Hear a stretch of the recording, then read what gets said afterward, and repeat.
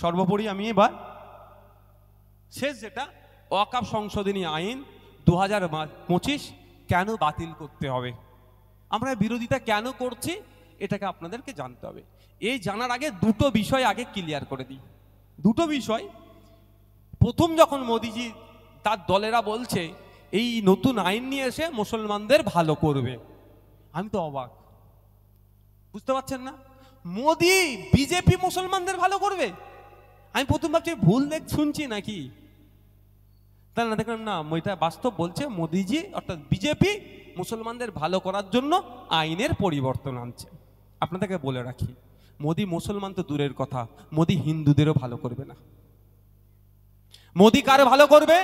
শিল্পপতির ভালো করবে। মোদি কার ভালো করবে? কার ভালো বলবে? তাও এটা বলে রাখছি, এই বিজেপি খোঁজ নিয়ে দেখুন, এদের পার্টনার আমাদের শত্রু দেশেও আছে, ব্যবসায়িক পার্টনার। আমার দেশের বড় পদে বসে আছে নেতা, তার ছেলে ব্যবসা করছে শত্রু দেশের পার্টনারের সাথে, তার হয়তো ভালো করে দেবে, আমার আম নাগরিকের এরা ভালো করবে না। মুসলমান তো দূরের কথা। বলতে তাহলে একটুখানি দেখতে হবে পড়ে, অন্য অন্য এত বিল বার করেছে, আমি সত্যি বলছি আমি অতটা পড়াশোনা করিনি ওই ওপরে, কিন্তু যখন বলছে মুসলমানদের ভালো করবে আমাকে একটু দেখতে হবে। ও বাবা, দেখে দেখলাম হাতির দাঁত, দেখানোর দাঁত আলাদা, চিবানোর দাঁত আলাদা। হাতির দাঁত দেখেননি ভাই, যেটা দেখে সেটা দেখি খায়, ঠিক সেই রকম। তারও আগে আমি দুটো বিষয় আগে কনফিউজ ক্লিয়ার করি। শুভেন্দু অধিকারীরা, দিলীপ ঘোষেরা, সুকান্ত মজুমদারদের তো আর কাজ নাই, বিজেপি, দিল্লির বিজেপি এদেরকে পাত্তা দেয় না।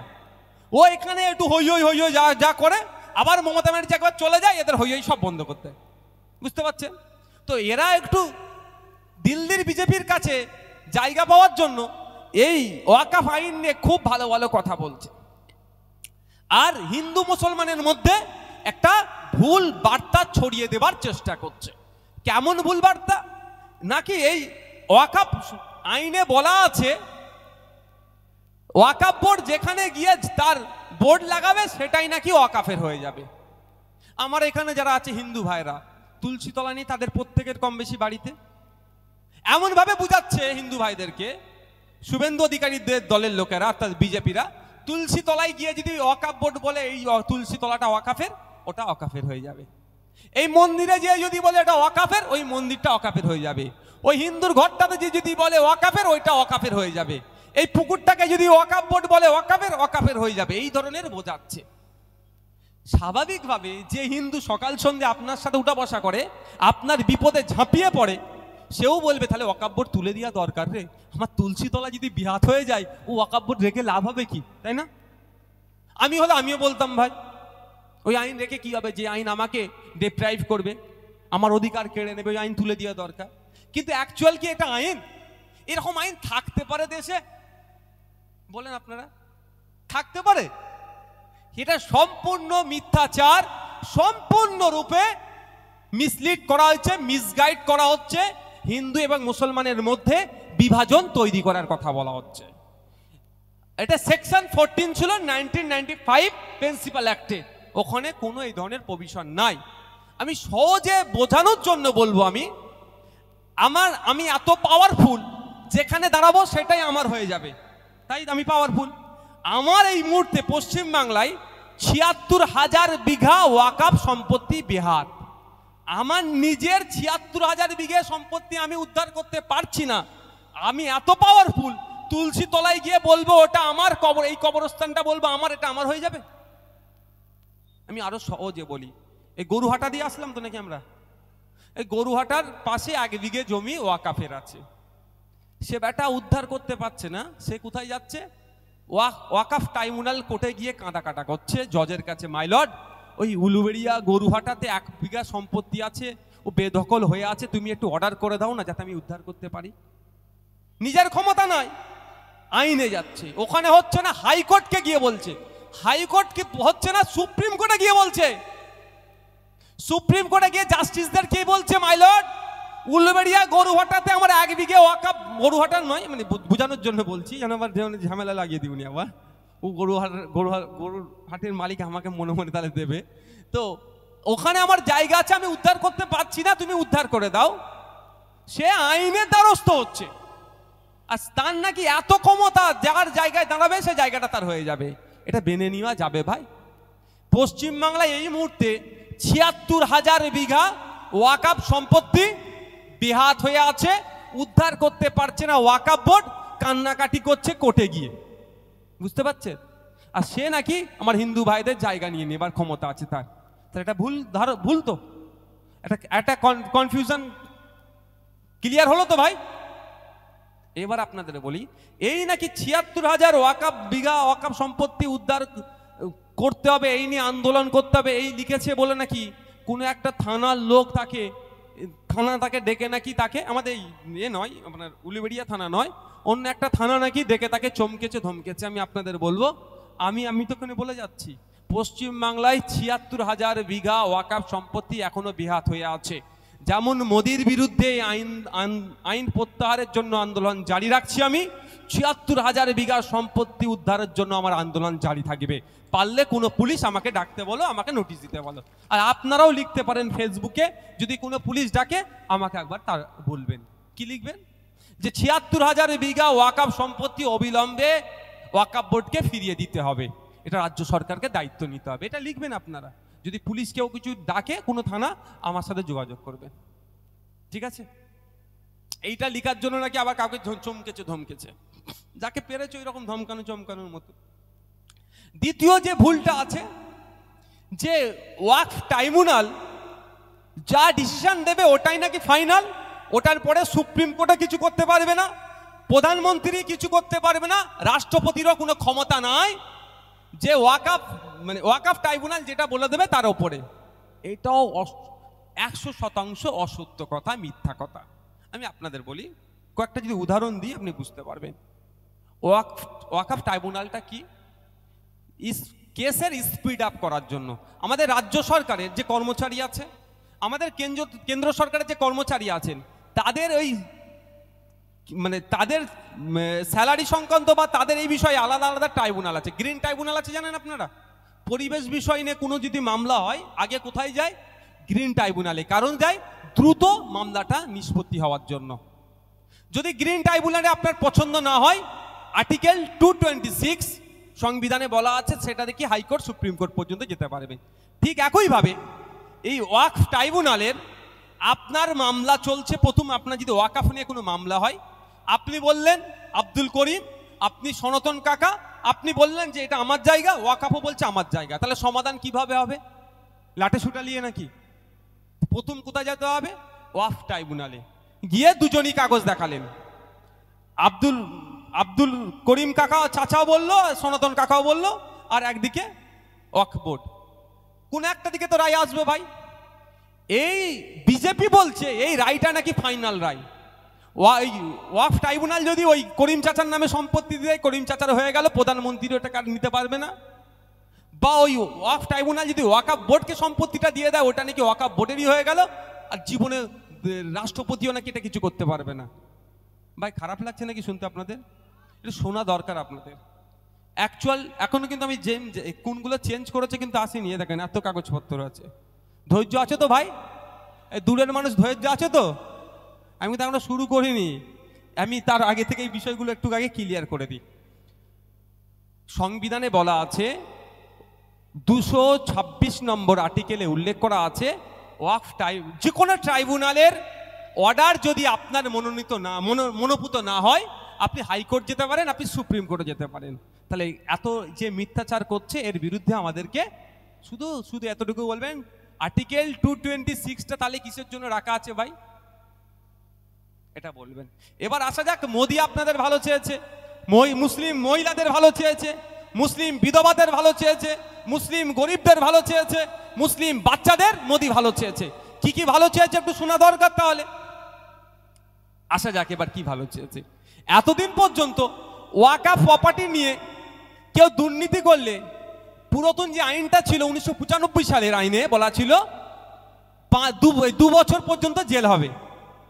তাহলে মোদি এসেছে, ওয়াকফ সম্পত্তি নিয়ে কেউ যদি দুর্নীতি করে তাহলে 12 বছর জেল হওয়া দরকার, তাই তো? মোদিজি এসে নতুন আইন করে ওই 2 বছরটা কমিয়ে 6 মাস করে দিয়েছে। তার মানে চুরি করো বেশি করে নাকি? উপকার করলো না অপকার করলো ওয়াকফ সম্পত্তির? বলেন, আরো ক্ষতি করলো না? আগে ছিল এই ওয়াকাফ প্রপার্টি থেকে যে রেভিনিউ আসবে তার 7% রেভিনিউ ওয়াকাফ বোর্ডে যাবে। সারা ভারতবর্ষে 32টা ওয়াকাফ বোর্ড আছে। ওই বোর্ডে যাওয়ার পরে ওই বোর্ড থেকে কি হবে, টাকা জমা হবে। ওই বোর্ড থেকে মুসলিম মহিলাদের বিবাহের জন্য, বাচ্চাদের পড়াশোনার জন্য, বিভিন্ন ক্ষেত্রে সে টাকা খরচ করা হবে। 7%। মোদিজি ক্ষমতায় এসে ওই বোর্ডকে দুর্বল করছে কি শক্তিশালী করছে আপনারা বুঝুন, সেটা নাবিয়ে 5% করে দিয়েছে। মোদিজি তো বলতে পারতো তো 14% দিতে হবে, কারণ ওই যে 14% জমা হয়ে হয়ে ওখান থেকে বাচ্চাদের পড়াশোনার টাকা যাবে, মহিলাদের বিবাহের টাকা যাবে, বিধবা মায়েদের বিধবা ভাতা যাবে, আরো অনেক কিছু কাজ আছে। সেটা করলো না। এটা উপকার করলো না অপকার করলো? ক্ষতি করলো। এগুলো তো ছোট্ট ছোট্ট। এবার আসা যাক, মোদিজি আবার একটা মারাত্মক আপনাদের ভালো কাজ করছে। এটা মারাত্মক ভালো কাজ। আপনি যদি আগামী দিনে ওয়াফ করতে চান, 5 বছর ধরে আপনাকে প্র্যাকটিসিং ইসলামের মধ্যে থাকতে হবে। প্র্যাকটিসিং ইসলামের মধ্যে 5 বছর থাকতে হবে, তাহলেই আপনি ওয়াফ করতে পারবেন। এবার এই প্র্যাকটিসিং ইসলাম এর ডেফিনেশনটা কি, সংজ্ঞাটা কি, কিন্তু লিখে দেয়নি। এবার ধরুন আমি কেন ভালো বলছি, তাহলে আপনাকে এবার নামাজ রোজা একদম ঠিকঠাক চলার মতো মোদিজি বলেছে থাকতে হবে। ভুলভাল চলছেন এতদিন ধরে, ঠিকঠাক মুসলমান ছিলেন না, হয়তো মোদির নজরে পড়েছে, এবার আপনাকে ভালো মুসলমান মোদি করতে চাইছে। এইটা হয়তো ভালো করেছে নাকি, ঘোড়ার ডিম করেছে। ও নতুন করে আর সম্পত্তি অফ করার জায়গাটা বন্ধ করে দিচ্ছে। আচ্ছা আপনি বলুন, আমাদের দেশে সংবিধানের 15 নম্বর আর্টিকেলে বলা আছে ধর্ম, বর্ণ, জাত, লিঙ্গ দেখে আলাদাভাবে তাদের সাথে ট্রিট করা যাবে না। জাত, ধর্ম, বর্ণ নির্বিশেষে হিন্দু, মুসলমান, জৈন, খ্রিস্টান সবাই আমরা এক, সংবিধান। এবার আমার কোনো হিন্দু ভাইয়ের কি ইচ্ছা গেল, এই হাওড়া জেলার বিখ্যাত মন্দির কোথায় আছে, এদিকে কালীবাড়ি, ওই কালীবাড়ি ওই কালী মন্দিরে 2 বিঘে জায়গা দান করবে, করতেই পারে, করতে পারে ভাই। মুসলমানের ইচ্ছা গেল, আপনি বিহারে চলে যান, মহাবীরের মন্দির 2.5 কোটি টাকা দিয়ে মুসলমানরা করে দিচ্ছে। আবার এই ধরনের আছে, কবরস্থানের জায়গা নেই, হিন্দু ভাইরা দিয়েছে। শ্মশানের জায়গা নেই, মুসলমান ভাইরা দিয়েছে। এটা তো আমাদের দেশের ঐতিহ্য। আর বাংলায় তো এরকম হচ্ছে। এরকম তো আমার কোনো হিন্দু ভাইয়ের যদি ওই কালীবাড়িতে 2 বিঘে জায়গা দেওয়ার ইচ্ছা গেল, তাকে 5 বছর ধরে ওই ভাইটাকে আগে হিন্দু হতে হবে, এরকম আইন আছে কি? নেই। কিন্তু আপনি ওয়াফ করতে গেলে 5 বছর ধরে আপনাকে মুসলিম হতে হবে, তারপরে আপনি ওয়াফ করতে পারবেন। এটা কতটা গ্রহণযোগ্যতা আছে ভাই? এবার বলুন, একজন আপনি আমার বাপের বয়সী লোক অফ করতে গেছে, আমাদের কথা বাদ দিই, গেছে দাঁড়িয়ে আছে বেচারির মুখে, তাকে অফিসারকে যে বললো যে আমি অফ করব আমার জায়গাটা, তো মুখ দেখে বললো তোমার কপালে দাগ নেই কেন, তুমি তো ঠিকঠাক নামাজ পড়োনি, যাও চলে যাও। পাঠিয়ে দিতে পারে তো ভাই, তাহলে ও অফ করতে পারবে না। হয়তো বাড়িতে গিয়ে কপাল ফপাল ছিঁড়ে ছাড়ে দাগ করে নিয়ে আসলো, আবার এসে বললো অফিসার দেখুন আমার কপালে দাগ আছে, আমি 5 ওয়াক্ত নামাজ পড়ি। বলবে এই বছরে তোমার 29টা রোজা ছিল, তুমি 27টা কি 25টা রোজা রেখেছো, বাকি রোজাটা তুমি ছেড়ে দিয়েছো। এবার রোজা রেখেছি কি ছেড়ে দিয়েছি, এবার কে দায়িত্ব, কে বলবে ভাই?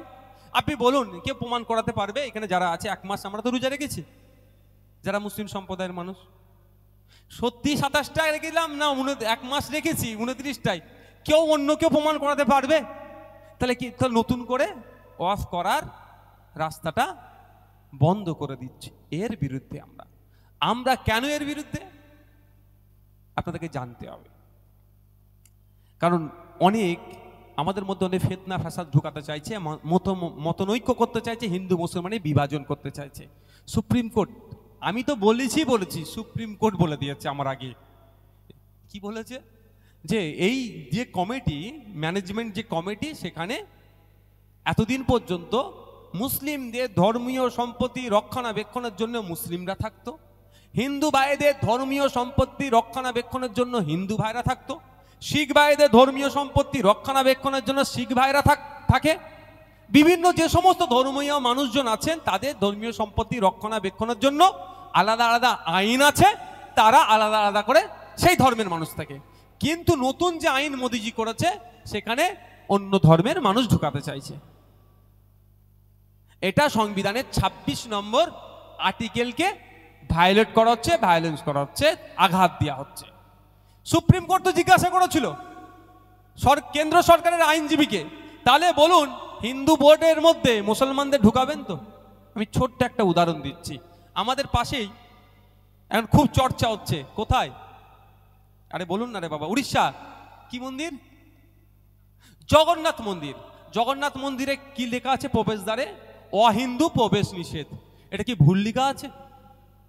আপনি যদি বলেন ধর্মনিরপেক্ষ রাষ্ট্র, তাহলে কি ভুল লেখা আছে নাকি? কোনো ভুল লেখা নেই, ঠিক লেখা আছে। আর্টিকেল 26 নম্বরকে সামনে রেখে সেটা লিখেছে, তাদের সম্পত্তি রক্ষণাবেক্ষণ থেকে শুরু করে সে রাখবে। শুধু এখানে নয়, আপনি চলে যাবেন, আমার কাছে ডকুমেন্টস আছে, মহারাষ্ট্রে অনেক জায়গাতেই আছে, পার্সিতে যে বিল্ডিং আছে, বিল্ডিং এ একদম বড় করে লেখা আছে শুধুমাত্র পার্সিদের জন্য। কি আইনে ভুল লেখা আছে? কারণ ওই আর্টিকেল 26 বা রিলিজিয়াস এন্ডোমেন্ট অ্যাক্ট 1863 কে সামনে রেখে। ওই উড়িষ্যা যে মন্দির আছে, ওই মন্দিরের দেখভাল থেকে শুরু করে যা কিছু হবে, অহিন্দু কেউ ওখানে কাজ দেখভাল করতে পারবে না, আইন। ঠিক একইভাবে ওয়াকাফ সম্পত্তিরও দেখভাল যা করবে সে মুসলিম হবে, এতদিন ছিল। মোদি আপনার ভালো চেয়ে সেখান থেকে মুসলিমদের সংখ্যা কমিয়ে দিচ্ছে। একটা নয়, আমি আপনাকে একাধিক বলছি, যেখানে আপনার একটা নয় একাধিক বলছি, যেখানে দা উত্তরপ্রদেশ শ্রী কাশী বৈশ্বনাথ টেম্পল অ্যাক্ট 1983 সালের আইন, সে আইনে পুরোপুরি বলা আছে, এই কাশী বৈশ্বনাথ মন্দির বিখ্যাত মন্দির, জানেন তো নাকি ভাই, উত্তরপ্রদেশের, সে আইনে বলা আছে এখানে যিনি বোর্ডের দায়িত্বে থাকবেন, যারা থাকবেন, সে ধর্মের একজন হিন্দু হতে হবে। এটা কি ভুল বলা আছে নাকি? কিচ্ছু ভুল বলা নেই। ঠিক একইভাবে ওয়াকাফের ক্ষেত্রেও ছিল, কিন্তু উত্তরপ্রদেশে কাশী বৈশ্বনাথ মন্দিরের আইনটা রেখে দিল, ওয়াকাফের আইনটা পরিবর্তন করে দিল। এর বিরুদ্ধে আমরা আইন, সংবিধানের 26 নম্বর আর্টিকেলের আপনি বহির্ভূত কাজ করছেন, সংবিধানের 15 নম্বর আর্টিকেলের আপনি বাইরে কাজ করছেন, এর বিরুদ্ধে আমরা। শুধু তাই নয়, আপনাদের বলে রাখি, the Tamil Nadu religious and the Tamil Nadu Hindu religious and charitable ইন্ডোমেন্টস act 1959 সালে তৈরি, সেখানে পুরো একদম বলা আছে যে ওই কমিটির মধ্যে যারা থাকবে তাদের প্রত্যেককে হিন্দু হতে হবে। শুধু হিন্দু নয়, ওই কমিটির মধ্যে হিন্দু হয়ে আছেন, কমিটির মধ্যে থাকতে থাকতে যদি হিন্দু ধর্ম ত্যাগ করে দেন, সাথে সাথে ওই কমিটি থেকে আপনি বাদ পড়ে যাবেন। আইন এটা। তাদের ধর্মীয় সম্পত্তি সে কিভাবে রক্ষণাবেক্ষণ করবে আপনি তো মাথা মারতে পারবেন না। কিন্তু এটা সব ধর্মের ক্ষেত্রে ছিল, সেটাকে মোদিজি এসে উড়িয়ে দিল। কর্ণাটকে একইভাবে, অন্ধ্রপ্রদেশে একইভাবে, বিভিন্ন ধর্মীয় জায়গাতে বিভিন্নভাবে তারা এই ধরনের আপনার আইন ছিল। যেমন আপনাদের বলি, এটা তো হিন্দুদের বললাম, মুসলমানদের বললাম, the Parsi public trust registration act 1936, 1936 সালে পার্সিদের ধর্মীয় যে আছে পাবলিক যেগুলো আছে, এগুলোর যে অ্যাক্ট আছে সেখানে উল্লেখ করা আছে। শুধু তাই নয়, আপনাদের বলে আমি অন্য একটা পয়েন্টে আসবো। Sikh endowments or Sikh gurdwaras and religious endowments act 1973, শিখদের কলকাতাতে গেলে বেশি পাবে, এখানে মানে শিখ কমিউনিটির মানুষজন উলিবাড়ি আছে, হ্যাঁ একদম অল্প আছে, কলকাতাতে আপনি পাবেন। তাই ওইদের যে গুরুদুয়ারা আছে, যে ধর্মীয় সম্পত্তি আছে, সেটা রক্ষণাবেক্ষণ কিভাবে হবে না হবে তার জন্য আইন আছে, সেই আইন বলে দেওয়া আছে একদম সুন্দর করে। এর মধ্যে অশিখ কেউ ঢুকতে পারবে না, যে থাকতে হবে শিখ থাকতে হবে। কিন্তু মোদিজি যে নতুন আইন করলো, সে আইনে যে সব থাকলো, কিন্তু এখানে কি করলো, অন্য ধর্মের মানুষ আসলো। এটার প্রতিবাদ, এই জন্যই এটা শুধু আমারকে বলে প্রতিবাদ নয়, সংবিধানের 15 নম্বর আর্টিকেল, সংবিধানের 25 নম্বর আর 26 নম্বর আর্টিকেলকে সরাসরি আঘাত দিচ্ছে। আমরা যারা আমরা সংবিধান প্রেমী মানুষ, আমরা ঐক্যবদ্ধ হয়ে এর বিরোধিতা করছি। এটা জিনিস মাথায় রাখবেন, এই লড়াইটা কিন্তু হিন্দুর বিরুদ্ধে নয়, এটা ভুল বুঝিয়ে দেওয়া হচ্ছে, হিন্দু মুসলমানে লড়িয়ে দেওয়ার চেষ্টা হচ্ছে। মোটেও এটা মাথায় রাখবেন না, যদি মাথায় থাকে এটাকে বার করে দিন। কারণ পার্লামেন্টে যখন দুটো কক্ষে, রাজ্যসভায় এবং লোকসভাতে এই বিল নিয়ে যখন চর্চা হচ্ছিল, যখন যুক্তি তর্ক দিয়ে বিজেপির প্রত্যেকটা এমপিকে, প্রত্যেকটা মন্ত্রীকে যখন চুপ করিয়ে দিচ্ছিল, যাদের সংখ্যা ছিল, তাদের কিন্তু যে সংখ্যায় যারা বেশি বেশি করে এই আইনের এই বিলের বিরোধিতা করেছে, তাদের মধ্যে 90% কিন্তু আমার হিন্দু সমাজের ভাইরা, শিখ সমাজের ভাইরা, আদিবাসী সমাজের ভাইরা। এটা মাথায় রাখবেন। এটা ভাববেন না মুসলমানদের সমস্যা মুসলমানরা বুঝে নেবো। যে বেটা এটা বলবে জানবেন সে বিজেপির দালালি করছে। আমি দায়িত্ব নিয়ে বলছি, বিজেপি চাইছো তো এই লড়াইটা মুসলমান বলুক তার লড়াই, তাহলেই তো মজাটা ভালো করে পাবে। এই লড়াইটা দেশের লড়াই, লড়াইটা সংবিধানের লড়াই, লড়াইটা সংবিধান বাঁচানোর লড়াই। সেই জন্য সুপ্রিম কোর্টে আমার মামলা চলছে নয়, প্রচুর মামলা হয়েছে, 100-র অধিক মামলা হয়েছে।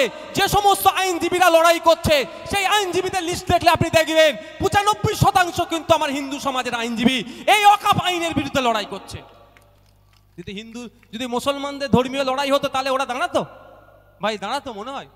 আমার 7টা অ্যাডভোকেট দেওয়া আছে, জুনিয়র সিনিয়র মিলিয়ে 7 জন আমার অ্যাডভোকেট আছে, 4 জন আমার হিন্দু সমাজের। বলুন এবার আমার যে মামলা আমি তো করেছি, বলুন আপনারা যদি ধর্মীয় কিছু ব্যাপার হতো তারা দাঁড়াতো?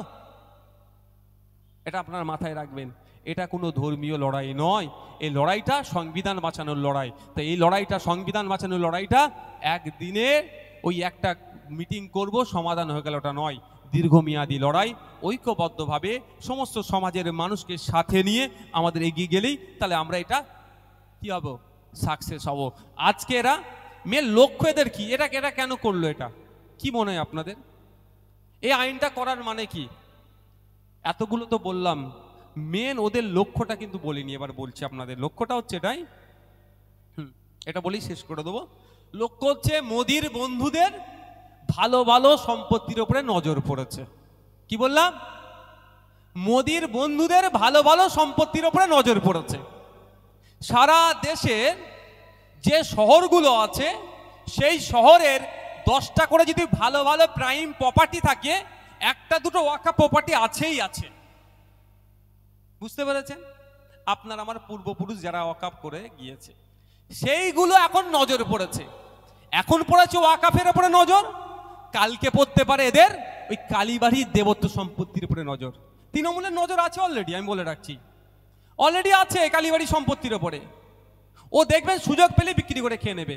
এরা আমার কাছে খবর আছে ঠাকুরের গয়না বিক্রি করে খেয়ে নিয়েছে। এই তৃণমূলের আমার কথা বলছি, ঠাকুরের গয়না এরা ছাড়েনি। এই তৃণমূলের নেতারা ওয়াকফ সম্পত্তি বিক্রি করে খেয়ে নিয়েছে। তো কালকে যদি দেবত্ব সম্পত্তির উপরে নজর পড়ে আইন দেবেন ঘুরিয়ে নেবে। তারপরের দিনে যদি গুরুদুয়ারা সম্পত্তির উপরে নজর পড়ে আইনটি ঘুরিয়ে দেবে। তাহলে আমাদের এখন লড়াই করতে হবে। ও যে নজর পড়েছে, নজরটা বদ নজরটাকে নজর কি করতে হয়? হ্যাঁ, নজর কাটাতে হবে। তো নজর কাটাতে গেলে শুধু নওশাদ সিদ্দিকী লড়াই করলে হবে না, নজর কাটাতে গেলে জাত ধর্ম বর্ণ নির্বিশেষে যেভাবে পার্লামেন্টের মধ্যে দাঁড়িয়ে যুক্তি তর্ক দিয়ে বিজেপির এমপিদেরগুলোকে কুপকাত করে দিয়েছিল, সংখ্যাধিক্যের জোরে তারা পাস করালেও সুপ্রিম কোর্টে গিয়ে হোঁচট খেয়েছে। মাঠে ময়দানে আমাদেরকে থাকতে হবে, একসাথে রাম রহিম মিলে মসজিদের সম্পত্তি, মাদ্রাসার সম্পত্তি, গির্জার সম্পত্তি, গুরুদুয়ারার সম্পত্তি, দেবত্ব সম্পত্তি রক্ষার জন্য লড়াই করতে হবে। এটা মাথায় থাকে যেন আপনাদের, এটাই আমাদের গুলিয়ে দিচ্ছে। যাক, ওদের নজরটা তাহলে কিভাবে নেবে? ওরা একটা সার্ভে করেছে। কি সার্ভে? যে সম্পত্তি কত আছে দেখো। সারা ভারতবর্ষে প্রায় 8 লক্ষ একর ওয়াকফ সম্পত্তি আছে। এখানেও একটা ভুল তথ্য দেওয়া হয়। হ্যাঁ, আমাদের মতো বক্তারা তো উঠলে তো মাইক পেলে তার মাথা কাজ করে না, যা বলি বলতে ট্যাক্স লাগে না, সামনে থেকে কেউ প্রশ্ন করে না। সমস্যা এখানে কি বলে, ইন্ডিয়ান আর্মি ইন্ডিয়ান রেলের পরে নাকি ওয়াকফ সম্পত্তি ছেড়ে দেবো আমরা।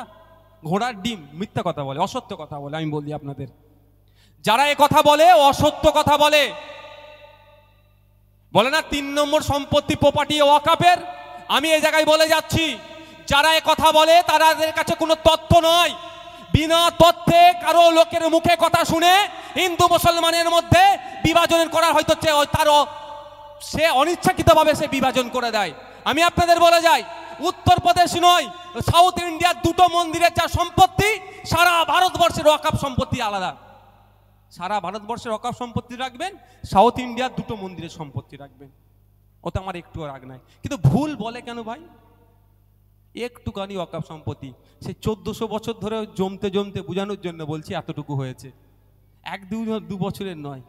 আর অন্যদিকে দুটো মন্দিরের যা সম্পত্তি ওয়াকফ সম্পত্তিকে ঢাকা দিয়ে দেবে। ও হোক আরো 50 গুণ হোক, দেখার দরকার নেই। মানুষ ভালোবেসে মন্দিরে দিয়েছে, মানুষ ভালোবেসে মসজিদে দিয়েছে, ওতে আমার বিতর্ক করার জায়গা নেই। কিন্তু এটা ভুল বার্তা ছড়ানো হয়, না জেনে ভুংভাং বলে বেরিয়ে যায়। যাক, 8 লক্ষ একর মতো ওয়াকফ প্রপার্টি আছে। এই 8 লক্ষ একরের মধ্যে 4 লক্ষ একর ওয়াকফ বাই ইউজার। এটা আবার কি জিনিস খাই না মাখে, তাই না? মৌখিক, যদি বলি মৌখিক দান, মৌখিক হেবা। আপনার এলাকার ওয়াকফের পুরাতন 100 বছরের মসজিদ আছে কোথাও? কবরস্থান ঈদগাহ আছে তো নাকি? হ্যাঁ, তো কিভাবে হয়েছে ঈদগাহ মসজিদটা একবার বলুন তো। কোনো জমিদার মানুষ ছিলেন বা যেই ছিলেন, সে বললো এই আমার 2 বিঘে জায়গাটা আছে মাঠের ধারে, ওটা তোরা করবি, ঈদগাহ করে নে, তাই তো? আপনার দাদুকে তার দাদু বলে দিয়েছিল, এ হতে হতে আসছে। কিন্তু আপনি কিন্তু কাগজ করেননি তার দাদুর কাছ থেকে, আছে কাগজ? জোর করে কিন্তু কারো নেননি। ঠিক একইভাবে অমুকের দাদু বললো তার মানে 5 পুরুষ পুরোতুম পিছনে দাদু বলেছে ওই জায়গাটা আছে, তোরা কবর করে দিবি, কবর করবি, এই যে জায়গাটা আছে 5 বিঘে জায়গা, গ্রামের মানুষ কবর দিবি। চলে আসছে তো, তার দাদু তার দাদু তার দাদু বলেছে, আমরা চলে আসছি, দিয়ে আসছি, কিন্তু কাগজ নেই, কিন্তু ওটা অফ করে দিয়েছে। এটা ওয়াকফ বাই ইউজার। এইটা মোদির নজরে পড়েছে। 50% প্রপার্টি ওয়াকফ বাই ইউজার। এই মোদি নতুন আইন করে এই ওয়াকফ বাই ইউজারটাকে পুরো অমিট করে দিচ্ছে, মানে কি পুরো তুলে দিচ্ছে। তাহলে এক চটকায় মোদি তার বন্ধুকে 50% জায়গা হ্যান্ড ওভার করে দেবে। এবার হচ্ছে প্রশ্ন, আপনার দাদুরা যখন জায়গাটা দিল, সেটা আইনের মধ্যে দিয়েছে না আইনের বাইরে দিয়েছে? ওয়াকফ বাই ইউজার বা মৌখিক দান বৈধ কি অবৈধ? ইন্ডিয়ান কন্ট্রাক্ট অ্যাক্ট থেকে শুরু করে, আমি বলছি আপনাকে, 1 মিনিট দাঁড়ান, সব তো মনে রাখা সম্ভব নয়, ছোট বড়া মাথা, আর এতগুলো সম্ভব বলো না ভাই। এই যে ওয়াকফ বাই ইউজার, এটা মৌখিক যে দান, এটা কি দেশের আইনে বৈধ কি বৈধ নয় আগে জানতে হবে। তাহলে আমার পূর্বপুরুষেরা, আপনার পূর্বপুরুষেরা বৈধ কাজ করে গেছে না অবৈধ কাজ করে গেছে, প্রথম আগে জানা দরকার। আপনার পূর্বপুরুষরা Indian evidence act 1872, Indian contract act 1872, transfer of property act 1882, এই আইনকে সামনে রেখে বৈধ কাজ করে গিয়েছে, অবৈধ কাজ করেনি, চিন্তার কোনো কারণ নেই। এবার মোদিজি যদি বলে যে না, আজকের পর থেকে যদি বলতো যে এই আইন হচ্ছে, এই আইনের পর থেকে যদি কেউ সম্পত্তি দাও ভাই রেজিস্ট্রেশন করতে হবে, তাহলে আমরা করতাম। কিন্তু আমি তো তার আগে পর্যন্ত বৈধ। ইভেন আমি আপনাকে বলি, আমার একটা কোনো কাকা যদি বলে ওই মন্দিরের নামে এই 2 বিঘে জায়গা আমি দান করছি, মৌখিক, এটা বৈধ, আজকের ডেটেও বৈধ। আমার কোনো শিখ সমাজের মানুষ যদি বলে আমি গুরুদুয়ারার নামে ওই 1 কাঠা জায়গা আমি অফ করে দিচ্ছি, মানে দিয়ে দিচ্ছি, ওটাও বৈধ। আর মুসলমানরা দিতে গেলে অবৈধ কেন ভাই? তুমি যদি বলে মুসলমানদেরকে টাইটেই রাখবো, তাহলে তুমি একটা বলো যে আজকের পর থেকে যদি কেউ সম্পত্তি করো ভাই তোমাকে রেজিস্ট্রেশন করতে হবে, তাহলে কি মেনে নেওয়া যেত? এই জন্য তো আমি বিরোধিতা করছি। নালে মোদির আমি বক্তব্য শুনছিলাম, আমাকে শুধু হাসি লাগছিল ভাই। মোদির বউ কোথায়, নাই কোথায়, হ্যান কোথা, ত্যান কোথা, এই নিয়ে টানাটানি করছে। ভাই মোদির বউ কোথা সেই নিয়ে প্রশ্ন আমার দরকার নেই, আর মমতা ব্যানার্জির ছেলেকে ভাইপো নিয়ে সেই নিয়ে আমার ভাবার সময় নেই। আমার বাবার সময় 2011 সালের আগে বলেছিলে তুমি ক্ষমতায় আসলে সমস্ত ওয়াকফ প্রপার্টি উদ্ধার করে দেবো, এখনো কেন উদ্ধার করতে পারছো না, এর জবাবটা তুমি দাও। তোমার ছেলেকে, তোমার ভাইপো কি আমার ভাবার দরকার নেই, এটা মাথায় রাখতে হবে। আমাদের সাবজেক্ট ছেড়ে অবজেক্টে চলে যাচ্ছে। তাহলে আমাদের কেন বিরোধিতা করছে এইখানে। লাস্ট একটা বলি, বলে আমি শেষ করব। লাস্ট করতে করতে অনেক কথা বলে ফেললাম না? হ্যাঁ, 1-2 মিনিট টাইম লাগবে। মোদি আরেকটু ভালো আপনাকে বেশি ভেসে ফেলেছে, আপনার উপকার করছে। মানে কি উপকার করলে বুঝতে পারছেন তো? এর উপকার সেই বলে ঘর কা মুরগি ডাল কা বারাবার, গল্প শুনেছেন তো একটা? হ্যাঁ, ঘরের মুরগি ডালের মতো, যখন তখন কি হয়ে যাবে, কুটুম আসবে সোজা হয়ে যাবে, ও ডালের মতো। তো এই অবস্থা হয়ে গেছে আপনার, আপনাকে ভালোবাসতে মানে বুঝতে হবে। লাস্ট যেটা বলি, 107 প্রিন্সিপাল অ্যাক্ট অফ 1995 এর 107 নম্বর সেকশনে বলা ছিল লিমিটেশন অ্যাক্ট প্রযোজ্য নয়। লিমিটেশন অ্যাক্ট কি? Indian limitation act 1963। 1963 সালে ভারতবর্ষে একটা লিমিটেশন আইন তৈরি হয়েছিল, যে আইনে বলা আছে, অর্ডিনারি আইন একটা, যে এই জায়গাটার একটা কেউ তো মালিক ভাই, এই কোণে যদি কেউ 12 বছর ধরে বসবাস করে, খাতাই কলমে মালিক না হলেও এই জায়গা থেকে কিন্তু ওকে উচ্ছেদ করতে পারবেন না, লিমিটেশন অ্যাক্ট অনুযায়ী।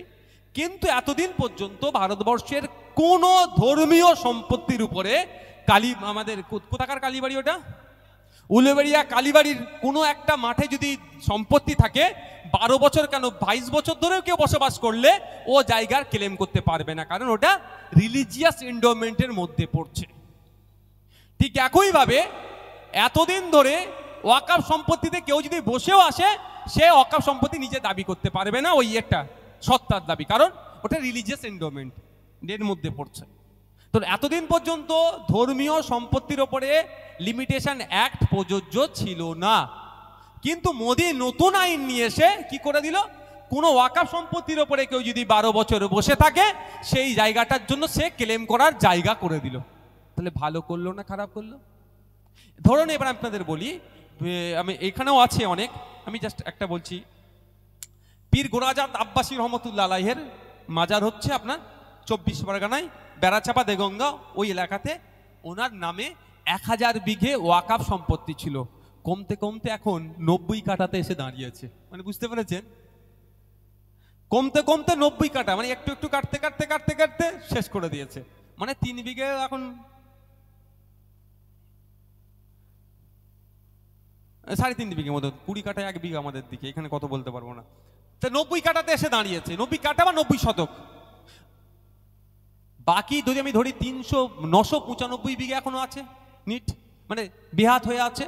তাহলে যখন ইচ্ছা আইন ছিল ওটাকে উদ্ধার করা যেতে পারত, মোদি আইন করে দিয়েছে ওই 995 বিঘে জীবনও আর উদ্ধার করা যাবে না। তাহলে উপকার করলো না অপকার করলো ভাই, কি বলেন? ক্ষতি করলো। এর বিরুদ্ধে আমরা, এটা মাথায় আপনারা ঢুকিয়ে নিন। এই কারণ আরো আছে, সম্ভাবনা মাগরিব হয়ে আসছে, এখন আজান হবে, এই জন্য আমরা এর বিরোধিতা করছি। ওই বিজেপি করেছে বলে ওর বিরোধিতা করতে হবে ওইটা নয়। বিজেপি কেন্দ্রে আছে, পাকিস্তানে গিয়ে হামলা করে এসছে, জঙ্গিদের গুড়িয়ে এসছে, এই ক্ষেত্রে আমরা কেন্দ্র সরকারের পাশে আছি। যে বিজেপি কেন্দ্রে আছে মানে সবে তোর বিরোধিতা করতে হবে এরকম ব্যাপার নয়।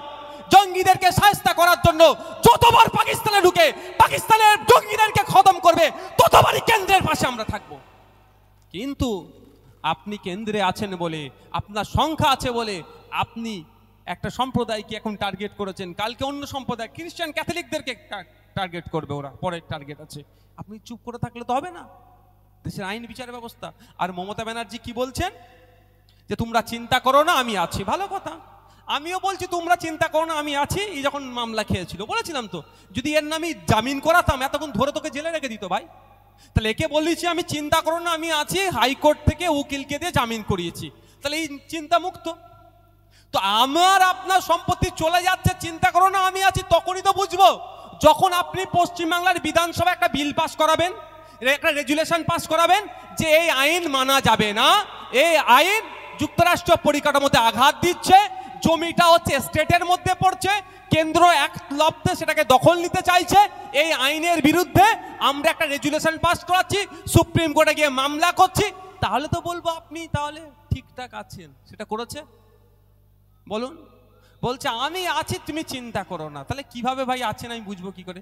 একটা গভর্নমেন্ট নোটিফিকেশন দিয়েছে, গভর্নমেন্ট অর্ডার হচ্ছে, জিও বলে যেটাকে, অর্ডার হয়েছে, গভর্নমেন্ট অর্ডার হয়নি, কিন্তু বলছে আমি আছি চিন্তা করো না। দিল্লি যাওয়ার নিদান দিয়েছে। এবার আমি আপনাদের কাছে একটা অনুরোধ করে যাব, 2026 সাল আসছে, আমাকে ভোট দেবেন না দেবেন, এখানে প্রার্থী দেবো কি দেবো দেওয়ার ইচ্ছা আছে, আমি তাও বলছি আপনাদের কাছে আমি একটা অনুরোধ করে যাব, বিপদে বন্ধু চিনবেন তো ভাই, বিপদে পড়েছেন, রাজ্য সরকারের উচিত ছিল আপনার পাশে দাঁড়িয়ে এখানে বড় বড় আন্দোলন সংগঠিত করা, বিজেপিকে আরো চাপে রাখা, আইনকে প্রত্যাহার করতে বাধ্য করা, তা না করে আপনাকে দিল্লি যাওয়ার নিধান দিয়েছে। তো 2026 সালের আগে আসবে যখন লোকসভা বিধানসভা নির্বাচন, আমি আপনাদের কাছে একটা অনুরোধ করে যাচ্ছি, মায়েরাও বাপেরা অনুরোধ করে যাচ্ছি, ইভিএম মেশিনের সামনে বড় ফুলের তো প্রশ্নই আসছে না, জোড়া ফুলেও যেন হাত টানা যায়। হবে তো ভাই? আমাকে ভালো লাগলে খামচিহ্নকে দেবেন, না হলে দেবেন না, ওতে আমি জোর করব না। কিন্তু আমি কি বলবো আপনাদের, জোড়া ফুলকে জবাবটা দিয়ে দেবেন। বড় ফুলের তো প্রশ্ন আসছেই না, থাকছে জোড়া ফুল। তাহলে জোড়া ফুলকে জবাবটা দেবেন তো ভাই, একবার জবাব দেন বুঝে যাবে। আমি ভেবেছিলাম এখন উনি দায়িত্ব নিয়ে, না বিশ্বাস করুন মমতা ব্যানার্জি দায়িত্ব নিয়ে পশ্চিমবাংলার যত রাজনৈতিক দলগুলো আছে ডাকবে, ডেকে বলবে কোন দেশে কি, কোন রাজ্যে কি হচ্ছে দেখার দরকার নেই, আমার পশ্চিমবাংলাতে আমি এই আইন লাগু হতে দেব না, আমার সাথে কে কে সাথ দেবে বলো। আমি ভেবেছিলাম, বিশ্বাস করুন এই সুযোগ ওনার জায়গায় যদি আমি থাকতাম না, পুরো বিরোধীদেরকে আমার পকেটে ভরে নিতাম এই সুযোগে, বিশ্বাস করুন। কিন্তু করবে কি করে, আমাদের তো ওই যেটা দেখছি তো ওই হাতির দাঁতের মতো তো নয়, সব এত গলা পর্যন্ত দুর্নীতি করে বসে আছে। যদি বিজেপিকে না জায়গা দেয় তুলে নিয়ে চলে যাবে। আর আমার এলাকার মানুষজন তৃণমূলের অত্যাচারে অনেকে বিজেপি করছেন, আমি তাদেরকে অনুরোধ করছি, ভুল হচ্ছে, ডবল মার খাওয়া হবে, ডবল মার খাওয়া হবে। যে কেন বলুন তো, ও তৃণমূলের অত্যাচারে বিজেপি করছে, ও ভাবছে বিজেপি ওকে জবাব দেবে। যদি বিজেপি ওকে সত্যি জবাব দিত তাহলে আমাদের বাড়ির তিলোত্তমা ভুলে যাচ্ছি নাকি আমরা, ভুলে যাচ্ছি? ভুললে হবে না, ওই তিলোত্তমাকে খুন হতে হয়েছে আপনার আমার জন্য।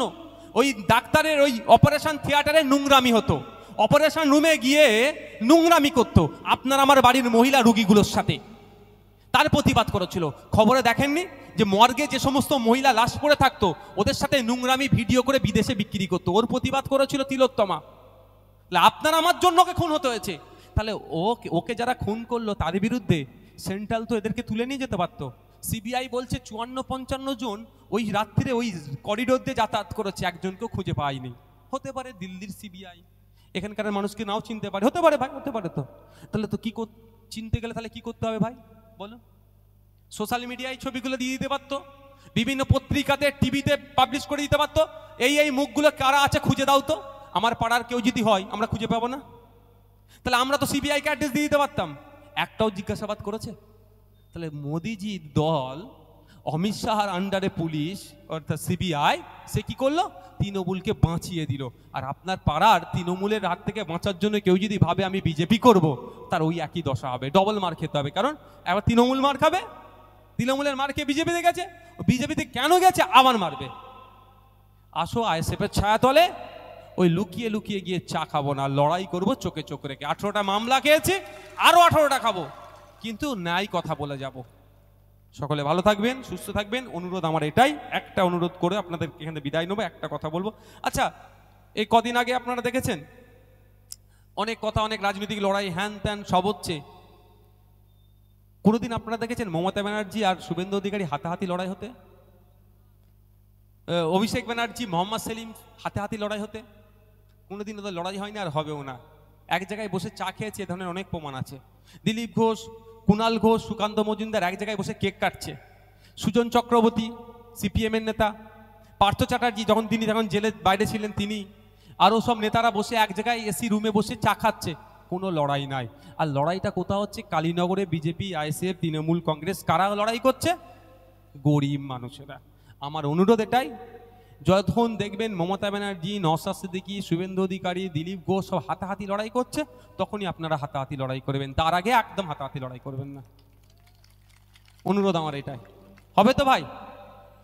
যখনই বিজেপির কেউ মারতে আসবে, তৃণমূলে কেউ মারতে আসবে, আইএসএফ এর কেউ মারতে গেলে আপনারা এটাই বলবেন, এই তোদের নেতারা কি অমুক নেতাকে মেরেছে, কোনোদিন প্রমাণ আছে দেখাতো ভাই? তুই মারবি 2 ঘাত জায়গায় 4 ঘা মারবি, দাঁড়া।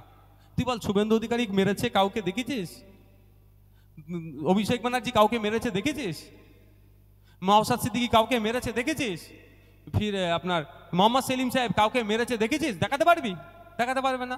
তা তুই আমি মারপিট করছি কেন? তুই আমি মারপিট করে তার নেতা বানাবো? হবে তো নওশাদ সিদ্দিকী 1,21,000 টাকা মাইনে, তোর আমার কি হবে বল? বলবেন আপনারা? বলতে পারবেন না? 5,000 টাকা এখন 599 টাকা এক মাসের, এক বছরে কত এক মাসে আনলিমিটেড কত হয়? 600 টাকায় হয়ে যাবে। কিন্তু আমাদের মোবাইল খরচ কত জানেন? 5,000 টাকা। বুঝতে পারছেন? 5,000 টাকা মোবাইল খরচ দেখবে এমএলএ কে। আমরা এলে সব চেঞ্জ করে দেবো নিয়ম, যদি একবার নিয়ে আসেন না তারপর ব্যাপারটা বুঝিয়ে দেবো। ওই জন্য তো আসতে দিচ্ছে না। এখন 600 টাকায় এক মাসে আনলিমিটেড হয়ে যাবে। একজন এমএলএ নাকি আবার কি জানি কি ফোন, আবার অন্য এমএলএ থাকতে পারে, আমার কিন্তু ওইরকম ফোন নেই। আমার যে ফোন ভাই 500 নেই, আমি তো 1 বছরে রিচার্জ করি 3900 টাকা না ক টাকায়, 1 বছরে 3900 টাকা, আর এই মাসে 5,000 দিচ্ছে। তো পাচ্ছি আমি 1,21,000 আর আপনি মারপিট করে মরছেন। কেন মরবেন বাবু, কেন মরবেন? আমার বক্তব্য এটাই। হয়তো আমার ওপর এই জন্যই রাগ অনেকের। আর আমাদের পুলক বাবু কত পায় জানেন? হ্যাঁ, একটু বেশি পায় আমার থেকে। হ্যাঁ বলবো, পুলক বাবু বলবে যা হচ্ছিল হচ্ছিল, লাস্টে কেন দিলে এটা? পুলক বাবু 1.5 লাখ টাকা পায়, 1 লাখ 1.5 লাখ টাকা মতো পায়। উনি মন্ত্রী তো, ওনার দরজা আছে অবশ্যই, দেখুন স্টেপটা একটু আগিয়ে আছে। যাক, ওটা ওনার নিজস্ব টাকা। উনি যদি ওই 1.5 লাখ টাকা থেকে 1 টাকাও না আপনাকে দেয়, আপনি কিছু বলতে পারবেন না। হ্যাঁ, আমি 1,21,000 টাকা পাই, 21 পয়সা আমি নিই না। আমার ভালোবাসার মানুষদের জন্য এই কেস কাবারি হ্যান ত্যান অতি চলে যায়, আরো বেশি যায়, সেটা ব্যাপারটা নয়, কিন্তু আমি নিই না। কিন্তু আমার বলার প্রশ্ন এটাই যে তাহলে পুলকবাবু 1.5 লাখ পাচ্ছে, আমি 1,21,000 পাচ্ছি, শুভেন্দু বাবু 1,21,000 মতো পাচ্ছে, সবাই যখন আমরা এত এত পাচ্ছি, তা আমাদের পাওয়ার জন্য আপনারা মারপিট করবেন কেন? আপনারা মাথা ফাটাবেন কেন? আপনারা খুন হবেন কেন? আপনারা কেন ঝগড়ায় জড়াবেন? এগুলো আপনাদের একটু ভাবতে হবে না? কালকে আমি ধরুন আমাদেরকে ঠেলে ঠুলে আমাদের না ক্ষমতা এসে গেলাম, জোট ফোট বা যে কোনো এক ব্যাপারে, তো আমরা তো মন্ত্রী সব হয়ে ঘুরবো, তাহলে আপনি মাথা ফাতা ফাটিয়ে লাভ কি হবে ভাই? কেন হিংসায় জড়াবেন? এটা অনুরোধ যে হিংসা থেকে আপনারা মুক্ত থাকুন। কিছু ক্ষতি আপনার এলাকার হবে, আপনার হবে, মিডিয়াতে দুদিন হবে, হই হবে, টিভিতে বসে বসে। আমি এটা কথা বলি, এটা হাসি পাচ্ছে এই জন্যই বলছি, এই যে টিভিতে বসে দেখেছেন তো, অনেকে আবার সেই করে গো, কি বলে, হ্যাঁ মেকআপ করে বসে। আমি তো একদিন গিয়েছি, একজন ভদ্রমহিলা আসলে, প্রথম যিনি আছেন আমাকে বললো, এই সাহেব এসছে একটু করে দাও। হাই ভাই জীবনে পাকাও মেরেছে। একটা মহিলা দেখি এরকম একটা ব্যাগ নিয়ে আমার কাছে এসে হাজির, বলছে সাহেব চলুন। আমি কোথায় যাবো? বললো না আপনাকে একটু মেকআপ করাতে হবে। আমি না, আমার ফাঙা ফুটো যা আছে এতে চলে যাবে। এরা মেকআপ করে বসে, ওরা ঝগড়া করে নাকি ঘোড়ার ডিম নাটক করে সব। আপনাকে আমাকে বোকা বানাই, আপনার আমার মধ্যে হিন্দু মুসলমানের বিদ্বেষ ঢুকিয়ে দেয়, মেকআপ করে বসে টাকা পায়, ওই সব করে, ওইসব ওদের ফেতনাতে আপনি আমি জড়াবো না। আমি অনুরোধ এই জন্য করছি আপনাদের বলার, এটা কারণ আমার এটা, যেটা দিনের শেষে দেখবেন সব হয়ে গেল, ওই ডিবেট ফিবেট হয়ে গেল, তারপরে ভাই কেমন দিলাম আজকে, ওগুলো কেমন দিলাম এই করে।